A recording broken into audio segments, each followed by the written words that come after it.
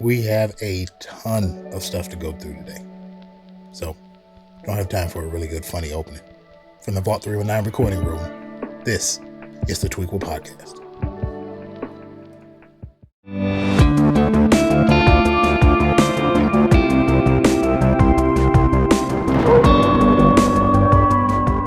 What's up, everybody? I'm Jake Alexander, the voice in the void, the lone wolf, your favorite host with a lisp. Happy Saturday to you, and welcome to another episode of the Tweakle Podcast. If this is your first time rocking with us, thank you very much for giving us a shot. You could be doing anything, but you decided to hang out with me for a little while, and I truly appreciate that. And if you are a returning visitor, just know that I always appreciate you.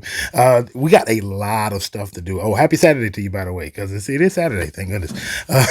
We got a lot of stuff to go through today. It's been a good week, but we have a ton of stuff we have to cover. We're going to talk about the WNBA and Eminem and why they actually have something of the same thing going on. We're going to talk about Back to Black. I finally saw it. Good movie, but not as good as I thought it was going to be. We're actually going to talk about the ACOLYTE, the first 2 episodes. Don't worry if you haven't seen it. I'm not going to be throwing in a lot of spoilers. It's just my first impression of the show. We still got 6 more episodes to go. We're actually going to be talking about Furiosa as well. Like I said, a ton of stuff that we have to cover today.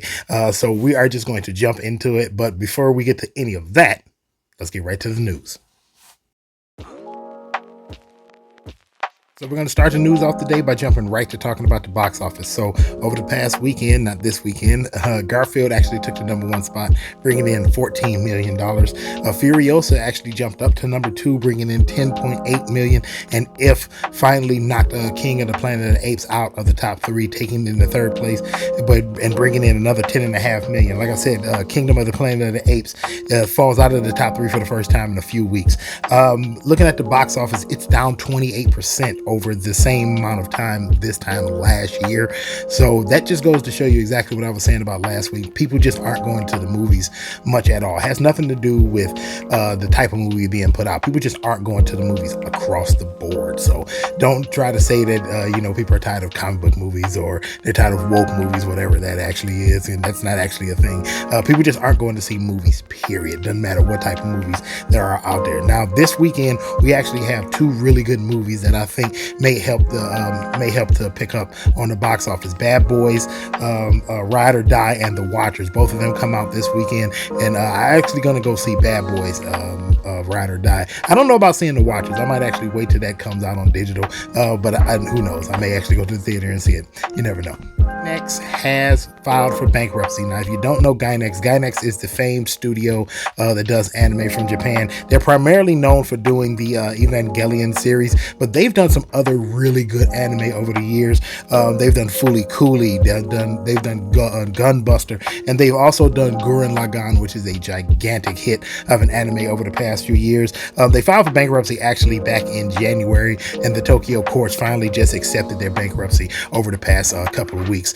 Right now, all of their properties are being transferred over to the control of Kara Studio, and they are going to hold them in trust to sell them off to whoever decides to buy them to expedite Gainax through this bankruptcy. To me, this is really disheartening because Gainax is not as huge right now as a name for animation studio, but over my anime watching years, they've done some really good things like Fooly Cooly, like Gunbuster, like the Evangelion series. I don't know what to think of it, but that's just a studio that I thought was doing really well, but apparently not. So it really sucks to see them go under. A lot of the people who used to work for Gainax have gone on to do and open up other studios like Kara, and oddly enough, so who knows what's going to happen with all of their properties. Whatever comes up, I'll let you know when I find out. We got hit with a lot of trailers over the past few weeks, but we got hit with 3 just this week that are, all of 3 of them are just really good. We got the Suicide Isekai trailer, finally. We've been talking about getting a decent trailer and the release date for that. We got that. We also got one for Aliens Romulus, which looks like they're going back to the original film, and they're making the alien actually menacing, scary, which is really good. It's about time that we actually got back to that and stopped having the alien be more of a prop to tell a movie. And we actually got a trailer for the last, or we should say the third, and should be the last Venom movie starring Tom Hardy. It's going to be called Venom: The Last Ride. oddly enough. But it looks to be a lot of fun, similar to the first two movies. A little bit of action, a little bit of comedy, and a whole lot of fun. I'm really looking forward to this Alien Romulus movie. It is, to me, my all-time favorite movie series. I think every film in it, except for maybe one, Alien Covenant, they were all really good, and they were all really fun. But the fact that they're taking this one back to that whole idea that in space nobody can hear you scream, and it's visceral and it's scary, and it's not, and it's a handful of jump scares, but at the same time it's a monster movie. That's the type of Alien we need, and it looks like that they're going back to that. I can't wait till this film comes out. I will be there day one, and when we do see it, I will be doing a review on it. And don't forget that that isekai, that Suicide Squad isekai anime, it actually comes out July 5th. That's not that far away. So when that one comes out, I will be watching that and doing a review on it as well.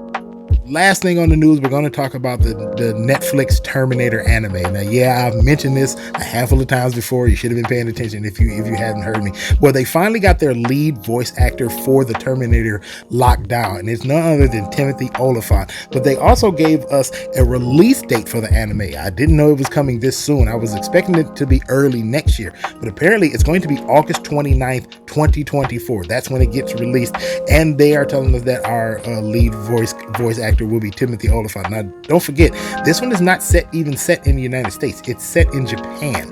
So I don't know how this is going to work out. To me, the concept of it sounds very intriguing. They're not telling you the direct story for Sarah Connor and her son John and how they interacted with the Terminator and everything from Judgment Day on.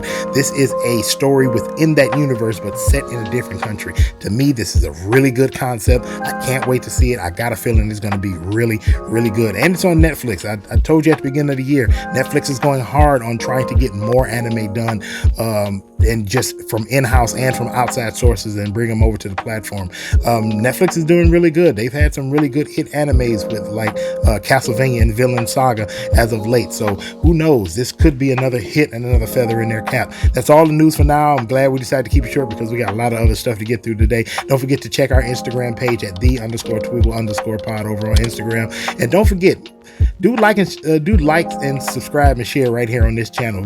Get it pushed out to a larger audience. It'd be nice to bring more people into the conversations that we have right here on the channel.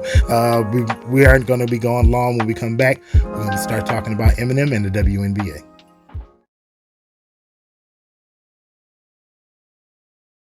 Marshall Mathers, the rapper better known as Eminem, and the WNBA. Now, on the surface, neither one of these things have anything in common, but quite honestly, over the past few weeks, they do. And actually, millennials, it's kind of your fault. So we've known Eminem for tons of years. I mean, his career actually spans the past 25 years, with his first commercial album coming out now 25 years ago.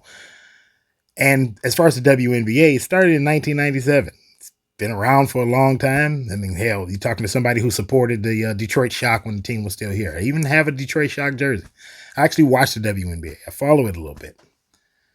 Over the past few weeks, as far as Eminem goes, he's gotten into a little bit of a trouble with his latest song, which is the single from his soon-to-be last album, if you believe the rumors to be true. Now, one of the song that I am speaking of is obviously the first single from this last album, Houdini, in which he gets into a little trouble by mentioning Megan Thee Stallion's foot incident after she was shot by Tory Lanez, if you believe that. Now, the thing about it is regardless of however you feel about it, Eminem is not new to this. He's been doing this forever. He's talked about every single person that has ever come along, right? I mean, when we were kids, when millennials were children, we reveled in the fact that he ripped on everybody and made everybody uncomfortable, especially our parents and our teachers and, religious figures and all of them, the gay community. He ripped on everybody. He talked trash about everybody. And for us, when we were younger, it was hysterical. I mean, if you don't believe me and you've never listened to it, listen to the Slim Shady album. I don't think there's a more inflammatory album from a rap artist ever made. As far as the WNBA goes, now, it doesn't matter if you like women's basketball or not. There's plenty of people for it to watch. And everything with Caitlin Clark and everything that goes on with her and Angel Reese and how Caitlin Clark has been treated throughout the WNBA ever since she's been there, and she's been getting beat up pretty well. It's not really that new, is it? Every single high name or high draft pick to ever come into the WNBA has always been bossed around, beat up, and pushed around a little. If you don't believe me, go look how they treated Candace Parker, or even Della Don when she was drafted into the WNBA. It happens. And actually, it's not even a WNBA thing. That's a sports thing. When a rookie shows up, if they're highly touted, they get pushed around a little bit. The OGs make the rookie earn his or her spot in the sport. It's kind of the thing we do. So what makes these two entities the same over the past few months and even the past year is because millennials have proven to be, without saying it more bluntly, very hypocritical to both. See, like I said before, we reveled in watching Eminem just completely point his finger and talk trash about everybody when we were growing up. And we never said anything about it. Our parents squirmed at us listening to it, and we just laughed it all off because, hey, they're old and they don't get it. And now what are we doing? Now we're the adults pointing our fingers at him, saying cancel him. Well, I want to say you're about 20 years too late to be doing all of that. This is the exact same guy that we used to revel in as children. There's nothing really for us to say about it. Yeah, our kids or the Gen Z and a couple of the Gen Alpha may not like it, but you might as well get over it. This is what he does. It's what he's always done. And as far as Caitlin Clark, then everything going on in the WNBA is, the question is, well, do you watch the WNBA or not? Because before now, what was the big story going around? That the NBA and everybody else needs to get behind the WNBA and do something about it. We need to watch more. And the counter argument was always, well, we don't watch the WNBA, no way. We don't care about it. But now all of a sudden, everybody has a problem with how she's being treated. I thought we didn't watch the WNBA. Do we? Or don't we? I do. But the problem is the talking heads who are trying to argue that Caitlin Clark is being pushed around a little bit too much.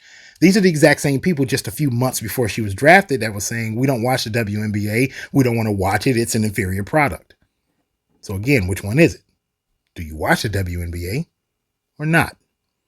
And the problem with both of these situations is that every single person that's being critical and highly critical in the news, they're all, or vastly majority of them, are millennials.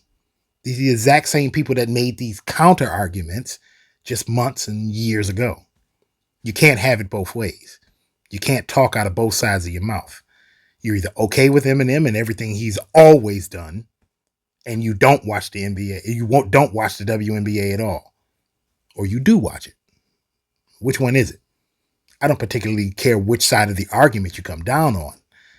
Just make sure you come down on the same argument every time you make an argument. You know, I'm watching the Star Wars ACOLYTE show, and honestly, it's not the show I expected it to be.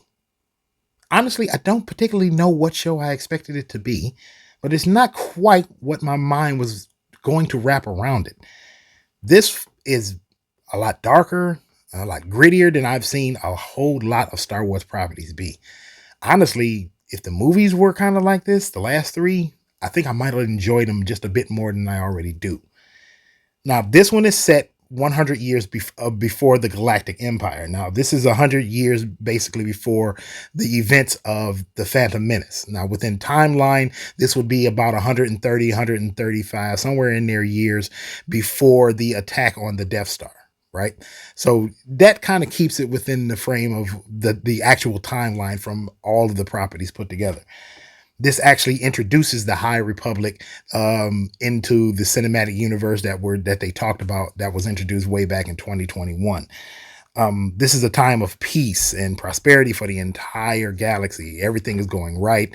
There's basically no Sith whatsoever. What you have is the Jedi and the Galactic Council, and they're running everything, and everything's good, and there's really no problems going on. This is well before anything that you've seen thus far from, say, Ahsoka or the events of Andor or anything like that. This is before any of those actually happen. And honestly, so far with just 2 episodes, I like it. Like I said, it's darker, it's grittier, it feels more visceral. Everything in it feels just a little bit more dangerous, which honestly it should feel a bit dangerous. Think about the fact that there are force users out there, not just good, but evil as well. And you get to see both sides of it or just get a taste of it so far in these first 2 episodes. It's it's actually really good so far, and I'm totally surprised. And maybe that's the thing I was thinking about.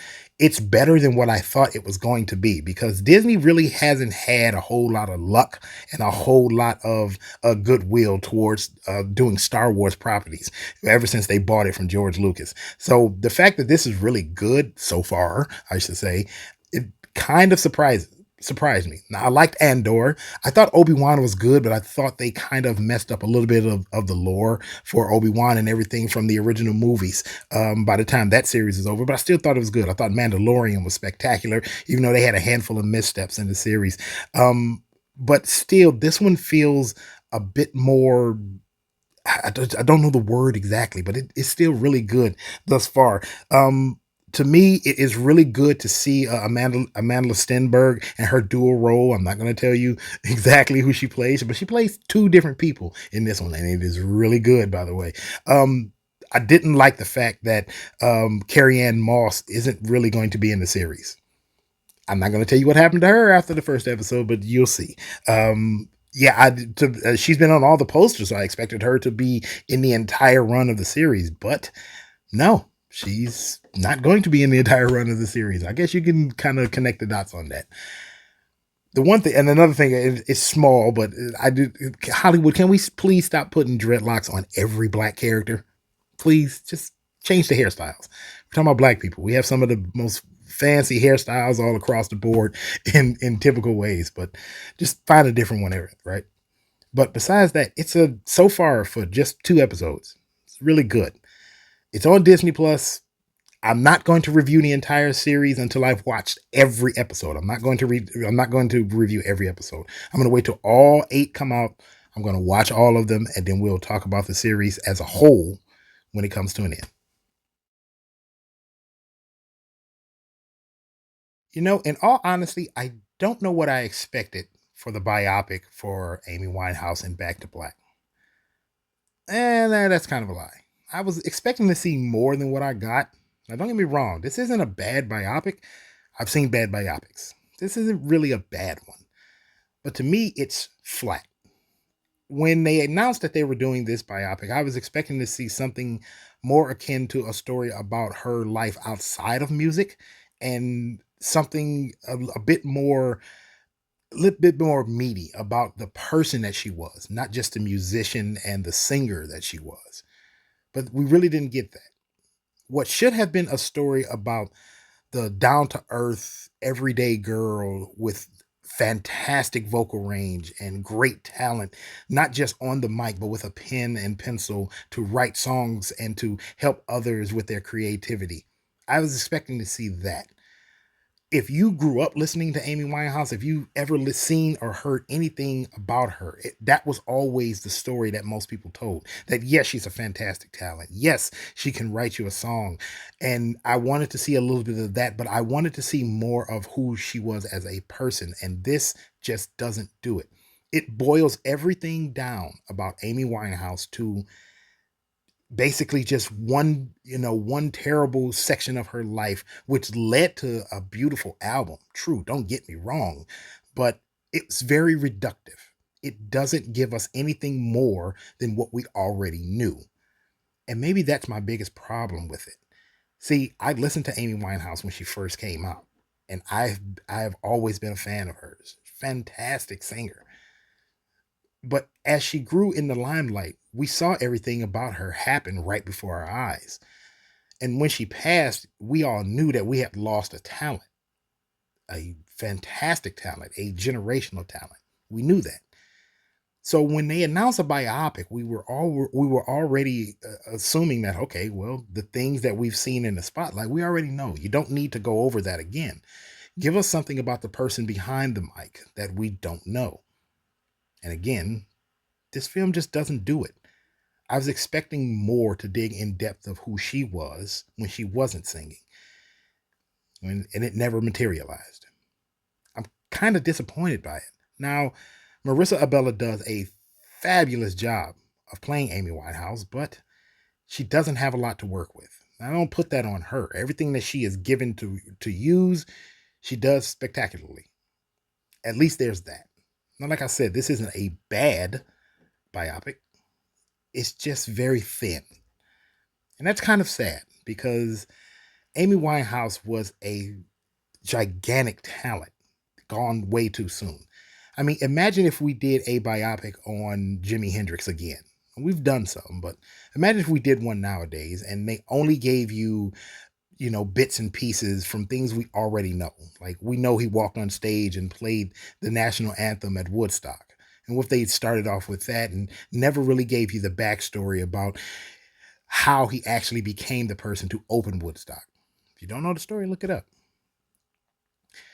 Those backstories are what fill in the gaps for artists that we don't know. And we need those. And a film like Back to Black should have given us those moments, but we didn't. We know the story of her breakup with her boyfriend at the time and how it drove her to write the song Back to Black and the album itself. We know that. We watched it happen in real time. And even if you didn't know that and you're young and this is your first taste of Amy Winehouse, I promise you, this isn't the story that you want to watch to learn about her. You'd be better off just going to read her Wikipedia page. And like I said, not a bad biopic, but very, very thin. I find it hard to believe that Mad Max Furiosa hasn't done more at the box office.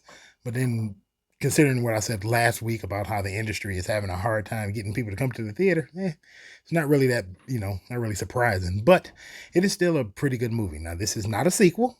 And to me, it's not a prequel either. Yes, we are learning about Furiosa before she meets up with Max in Mad Max Fury Road. But to me, it's kind of a standalone story that also falls in between another film and other films way well before it. Now, this is not Mad Max either, right? If you're expecting to go to the theater to see it, then you're going to be disappointed. This isn't a Mad Max movie that just happens to feature more Furiosa. This is her story. This is telling you everything that you haven't seen, or at least the vast majority of things you haven't seen before we meet up with her in Fury Road. This is an origin story of a character that is involved with Max, but at the same time, it is an origin story to the world in which all of these people inhabit. Now, you want to know how Furiosa lost her arm? You get that. You want to know how all the people who inhabit this wasteland, how they get food, how they get fuel, how they get water, how they interact with each other, how these clans and cliques and these groups of raiders, how they, mesh into this world and how they move and how they, inhabit and the mechanics of how they all operate. You get that too. There is a lot, and I mean a lot, of world building. There's more world building and storytelling than there is action, although there is a ton of action. And I think most people are going to go see this film and think that it's going to be just a ripoff of Mad Max Fury Road, just with Anya Taylor-Joy playing Furiosa. And that's not what it is. Now, Anya Taylor-Joy does show up in the movie only about an hour into it, and Alila Brown plays the very young Furiosa before she goes into the whole being her wasteland self, right? Um, Alila Brown actually does look a lot like Anya Taylor-Joy, and they actually do very good jobs of playing the two sides that we see of this one particular character before we get to the Charlize Theron version of it. And I tip my hat to both of them. They are both very, very, very good. This movie is a revenge tale, and I know that's an oversimplification, but let's be for real. This is an action movie about one particular character. So saying this is a revenge tale and she's going after the man who ruined her life, killed her mother, and caused so much pain and desperation in her life, this is actually okay. It's a summer action movie. We don't need to have some gigantic plot. One thing I really like about the movie is that it's the sections of the movie are split up into chapters, and to me, watching it almost feels like you're reading a comic book. and it's really done well. George Miller really does a good job of saying, okay, this section is about this section is about this, but all of them feeling very well connected, very well meshed together, where almost no there's no seams to be seen in between each of these chapters as the movie goes along. Now, to me, the biggest surprise of the movie was Chris Hemsworth and his Dr. Dementis. I was expecting this to be almost a ripoff of the last villain, Immortus Joe, but it's not. These two villains are very different. Immortus Joe he was very reviled, right? You didn't like him at all, pretty much, right? But here, Chris Hemsworth's Dr. Dementis he's almost charming, right? You watch him operate and you see the things he does, but at the same, and you hate him, you don't like him, but at the same time you do like him. He's very beguiling in a way. I would say it's almost like watching Bane operate in The Dark Knight Rises from 2012, where you understand what he's doing, and it's like, I'm not rooting for the guy, but I kind of understand where he gets his reasoning and why he does the things he does. But at the same time, you're looking at the hero and it's like, yep, that hero's going to get revenge, and I'm going to clap and stand up and cheer when he or she in this particular case does. And that was a big surprise. I wasn't expecting Chris Hemsworth to deliver that type of performance for this character. Not saying that he can't act, but I wasn't expecting this character to come across that way. I was expecting just a bad guy. This is supposed to be a wasteland where sanity and the rule of law has completely gone out of the window years and years before this movie actually takes place. But no, it's very much has its own rules and laws, and although they don't mesh up with ours in our modern time, there's still these rules that everybody has to play with. And it makes Dementis and his actions seem honorable up to a certain point, right? And up to that point, you would like the guy. But then he crosses that point and it's like, yep, get him, destroy him, take him out. And in the end, she gets her revenge. I won't tell you how she gets her revenge, but she does. Now, most will go see this movie and just for the action, but they're going to miss out on the best part of the film, which is, again, the storytelling and the world building. And as much as people always look at action movies and just say, well, it's just a lot of things blowing up. A lot of action movies, if you actually take the time to see them, there is a great story behind everything, and the action is basically just filler no matter how much action you get. And now, don't get me wrong, this movie is 148 minutes long. They have a lot of time to tell a lot of story, but credit to George Miller, he actually tells you a good story, gives you a ton of action, and it does it all without feeling dragged. It doesn't feel slow paced and it doesn't feel stretched out unnecessarily. Everything in the movie is necessary from one moment to the next, and you get this complete story along with a ton of action in it. Now, is it as much action as Fury Road? Probably not, but that's okay.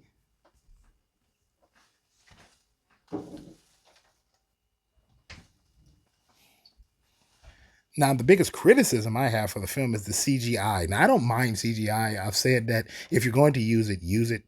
But the problem with CGI nowadays is that people use it way too often. The best CGI, I've said before, is the CGI that you either don't notice at all or you barely notice. And the CGI in this movie is noticeable well too often. Now, I get it. It's a lot of stunts and a lot of things that they can't do practically. So they use CGI and green screen.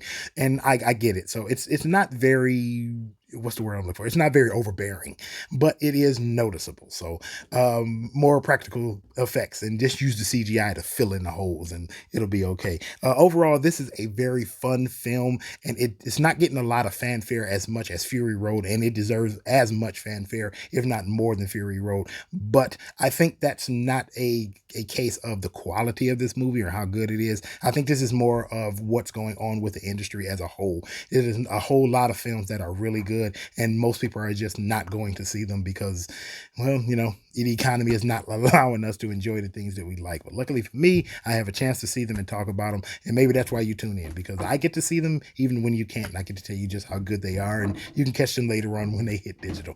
That's it for this. I love this movie. If you have a chance to go see it, go see it. You will enjoy it. Up next is The Last Call.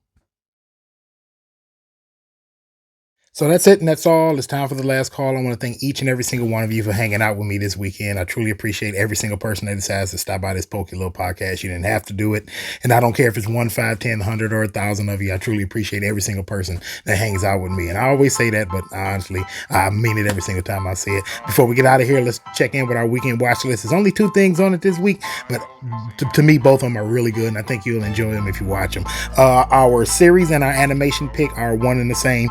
No Guns Life. Now, this is an older anime. Well, not super old. It's 2019, so that's not really that old. I'll read the synopsis for you.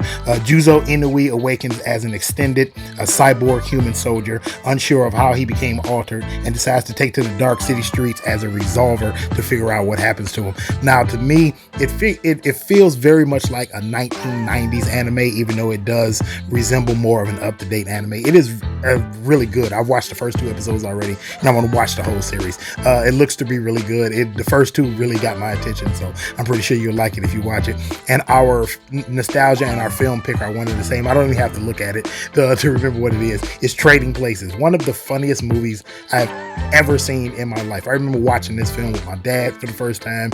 We both cracked up laughing when he first showed it to me. It came out in 1983, so this is a pretty old movie, but it is one of Eddie Murphy's absolute funniest movies. So if you've never seen it, trust me, you will get a kick out of it. It is completely hysterical. That's all we have for this show. I tried to get through it as fast as I can because we had a ton of stuff to do. But like I say, I thank you very much for tuning in and hanging out with me this weekend. And always remember that you are never alone. If you're feeling alone and you need somebody to talk to, you feel the darkness closing in, pick up the phone, dial or text 988. You're never alone. There's always somebody there, and always somebody there for you to talk to get through those really rough patches. It's time for us to go. I want you to have a good weekend. Take care of yourself. Take care of everybody around you. Stay hydrated. Stay blessed. You know, I say that from time to time. And for my producer, Nikki Rev, we will end this episode for the exact same way we end it every single week. God bless. I love you, and peace.